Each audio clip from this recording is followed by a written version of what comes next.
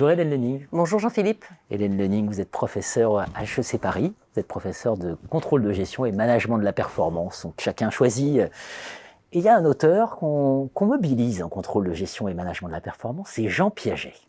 Voilà, alors pourquoi on mobilise Jean Piaget? On ne le mobilise pas assez. Voilà, j'aurais dû dire qu'on mobilise pas assez. Mais effectivement, il y a quelque temps de ça, avec une collègue qui est chère à mon cœur et qui s'appelle Claire Dambrun et qui est professeure à l'ESCP, nous avons effectivement travaillé sur un corpus de textes en contrôle de gestion, en management de la performance qui est assez connu, qui est celui de Robert Simons. Robert Simons a beaucoup écrit entre 1987 et 2000. Et donc on a repris ces textes, qui sont quelque part la théorie du contrôle de gestion et du management de la performance à ce moment-là, et on les a relus avec Piaget. Et pourquoi avec Piaget? Parce qu'en fait, ce qui nous intéressait chez Simons, c'était la notion d'apprentissage, c'était la notion de système interactif et d'apprentissage. Alors, Piaget, il est intéressant parce qu'il nous apporte plein d'idées. Il a aussi plein de défauts. Il n'est pas beaucoup mobilisé, entre autres parce que c'est un structuraliste, et en plus c'est un structuraliste évolutionniste. Donc ce que Piaget propose, en fait, c'est une genèse de l'intelligence humaine à travers l'évolution, les stades de développement de l'enfant, en fait. Voilà. Donc il y a une notion quand même très évolutionniste qu'on va pas forcément reprendre à notre compte en management de la performance, mais néanmoins avec des idées très très intéressantes. Donc entre 0 et 2 ans, entre 0 et 2 ans, on est dans une situation où l'intelligence est avant tout une intelligence pratique, dite sensorimotrice, où en fait on va quand même déjà avoir une différenciation moyen-but. C'est l'enfant qui lâche la cueillère et puis qui remarque que le parent ramasse la cueillère. Et ça le fait beaucoup rire en général. Voilà. Donc ça, c'est une première étape. Une deuxième étape qui là par contre est essentielle pour nous en comptabilité et contrôle de gestion, c'est vers 2 ans le développement de la fonction symbolique ou de la fonction sémiotique à travers le langage. Vers 2 ans, on apprend à parler. Voilà. Et le fait de parler, eh bien, ça va décupler l'action en étendue, dans l'espace, dans le temps. En fait, cette fonction symbolique, cette capacité à représenter le réel avec des mots va être très forte. Donc, la capacité à représenter le réel par des mots, c'est faire la différence entre un signifiant et un signifié. Donc, par exemple, entre la table, un concept de table, et puis cette table dont je parle là, qui est bien un des éléments du concept table. Alors en contrôle de gestion, en comptabilité, vous le savez, la comptabilité c'est un langage, on parle de langage comptable et financier, c'est une façon de représenter à travers des chiffres une réalité, donc une capacité d'abstraction qui va arriver à ce moment-là.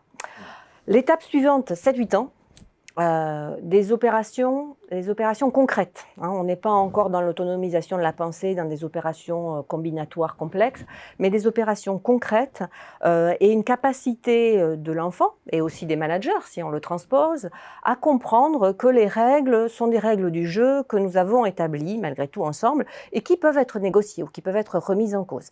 Donc ça c'est vrai pour un enfant et c'est vrai pour un manager qui va se rendre compte que les règles qu'on s'est données en contrôle de gestion ou en comptabilité, les normes comptables, c'est quelque chose que l'on peut faire évoluer, que l'on peut discuter en tout cas. Voilà. Donc ça, c'est le pendant. Et puis va venir la dernière étape chez Piaget, qui est l'étape de l'adolescence.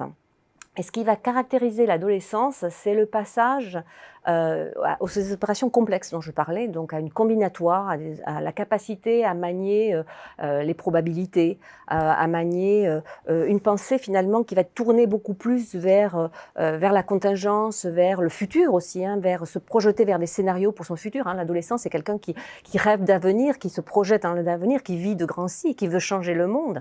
Et ça va de pair aussi avec ce qu'on appelle une autonomie progressive du jugement moral, c'est-à-dire qu'on passe d'une étape préalable vers entre 7 et 10 ans où l'enfant il est encore complètement pris dans un couple crainte-affection à l'égard de l'adulte, que ce soit la maîtresse ou que ce soit ses parents, a une capacité de porter un jugement moral sur les adultes, y compris ses parents.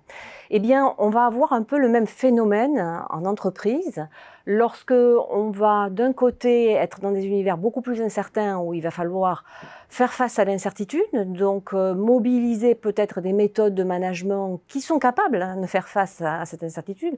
Je pense par exemple en contrôle de gestion à toutes les méthodes des scénarii, vous voyez, ou de tout ce qui va être un peu plus flexible en termes d'outils de gestion.